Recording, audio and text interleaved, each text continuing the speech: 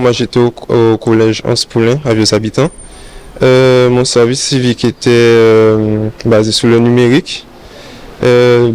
Concernant mon service civique, ça s'est très bien passé. J'ai été bien accueilli par les cadres. Ils m'ont bien conseillé, bien guidé sur mes projets. Et franchement, comme je l'ai dit tout à l'heure, s'il fallait refaire, je le referais. Moi, j'appréhendais beaucoup, parce que c'était ma première expérience. Et non, vraiment, ils ont été très très gentils avec moi. Ils m'ont mis à l'aise dès le premier jour. Je n'ai jamais eu de problème avec eux. Et non, franchement, ce sont des bonnes personnes. Comme j'ai dit, j'appréhendais beaucoup, mais franchement, ils m'ont mis à l'aise. Donc, mon service s'est très très bien passé. Moi, me concernant, je suis à double projet, c'est-à-dire du côté sportif et aussi du côté professionnel. Donc, concernant le côté professionnel, moi, je veux travailler dans l'informatique, dans le numérique. Et mon projet sportif, être joueur professionnel. J'ai fait beaucoup de sélections. Je joue actuellement à la JSVH, à Vieux-Habitants. Et je vais tout faire pour réussir, en tout cas. Et voilà. Oui, tout à fait. En plus, la collectivité de Vieux-Habitants, elle reçoit toujours très bien ces jeunes. Effectivement, ils font aussi en sorte de faire une cérémonie de fin de service civique, ce qui n'est pas toujours le cas partout. Et je pense que c'est important, lorsqu'on voit que le maire est impliqué, que l'équipe est impliquée, de toujours les accompagner, de faire en sorte que le dispositif puisse perdurer. Et effectivement, le bilan est mitigé, puisque certains jeunes ont compris l'importance de s'investir dans la mission de service civique, dont d'autres ont eu un peu plus de mal, mais on se rend compte quand même que les tuteurs, qu'il y a toujours un lien qui se crée entre les jeunes et les tuteurs, et que les jeunes, en final de compte, sont bien accompagnés. Oui, effectivement, donc c'est vrai que les tuteurs ont une formation de prévue pour eux.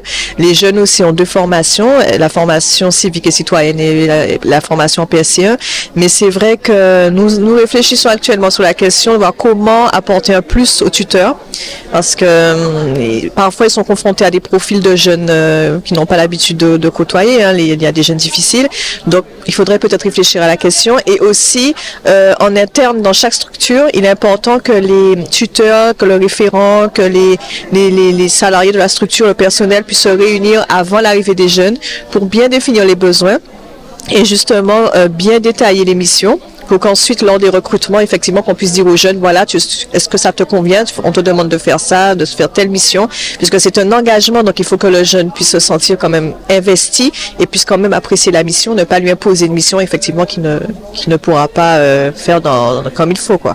Oui, bilan positif, il y a toujours des années plus difficiles que d'autres, mais moi, je vois que dans l'accompagnement, les tuteurs sont toujours motivés. Il leur faut juste un petit peu, effectivement, peut-être plus d'écoute, plus de formation. Je vois aussi qu'il y a toujours le lien avec eux, entre les jeunes et le tuteur, qu'il y a certains qui sont vraiment proches des jeunes et qui font tout pour les accompagner. Le maire même est très investi, donc un bilan très positif. On se retrouve ici avec donc des jeunes qui étaient en impasse civique. Deuxième promotion 2022-2023, où bon, les jeunes sont venus, donc c'est une mission qu'ils accomplissent pendant les 8 mois avec la collectivité sur 3 champs, le périscolaire, le numérique et puis le cadre de vie, tout ce qui est autour de la transition écologique. Et donc nous on se fait un devoir de faire des bilans d'étape et de faire un bilan final avec les partenaires, avec Madame Vérès de la DRAGES, avec Madame Ambrès et Madame Barthélémy de la mission PAGE de la collectivité régionale, et puis aussi d'un partenaire qui a une convention avec le conseil régional, c'est Calamus.